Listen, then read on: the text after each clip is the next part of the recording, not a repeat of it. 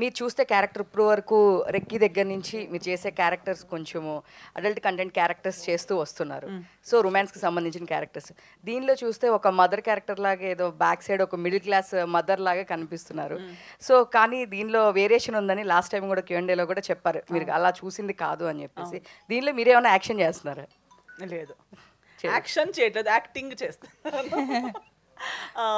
And I think adult content ఎక్కువ నేను చేయలేదు. నేను చేసిన 2 projects, Sanskar colony and recce. దాని తర్వాత రీసెంట్గా టెనెంట్ చేశాము. Tenant was my latest release, Adipuram. So I have done various characters. But hype వచ్చిన రోల్స్ ఏదని చెప్తే రెక్కి చాలా పాపులర్ అవ్వడం వల్ల, పాపులర్ వర్క్స్లో రావడం వల్ల అది ఒక ఇమేజ్ అలా స్టిక్ అయిపోయింది, జనాల మైండ్లో అలా ఉండిపోయింది. కానీ అమరాశేఖర్ గారు నాకు అప్రోచ్ అయ్యేటప్పుడు చెప్పిన హైలైట్ పాయింటే అది. దట్ ఈ సెడ్, మీరు ఒక బ్రాకెట్లోకి అంటే మీరు ఎన్ని వర్క్ చేసినా మీలో ఆ పొటెన్షియల్ ఉంది, కానీ జనాలు మీరు ఓన్లీ ఒక్క రకంగానే మిమ్మల్ని అజ్యూమ్ చేస్తున్నారు. మీరు ఇంకా వేరే దాన్ని బ్రేక్ చేసే క్యారెక్టర్ మీరు చేయాలి, ఆ క్యారెక్టర్ ఈ తలలో మీకోసం ఉంది అని చెప్పారు. That provoked me to listen to the script.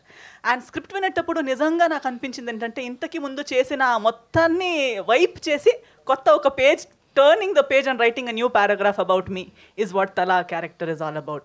So నాకు ఒక కొత్త రీడిఫైన్ చేసే క్యారెక్టర్, నాలో ఉన్న ఇంకొక ఏమంటారు, ఒక సైడ్ని, ఒక డైమెన్షన్ని రివీల్ చేసే క్యారెక్టర్.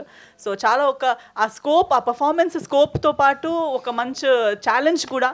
నాకు చాలామంది నేను ఇలా మాట్లాడేటప్పుడు సెన్స్ ఆఫ్ హ్యూమర్ ఉంది, టైమింగ్ ఉంది అవన్నీ అంటారు, కానీ ఎప్పుడు ట్రై చేసే ఒక ఆపర్చునిటీ కూడా రాలేదు. బట్ ఈ సినిమాలో అమరాశేఖర్ గారు నాకు అలాంటి ఒక space, opportunity. Actually look homely ఉంటారు. యాక్చువల్లీ ఆవిడ ఎలా మూవీ చేస్తారో నాకు తెలియలేదు, బట్ ఫేస్ హోమ్లీ ఉంటుంది. సో నాకు అలాంటి క్యారెక్టర్ కావాలని ఐ డిసైడెడ్.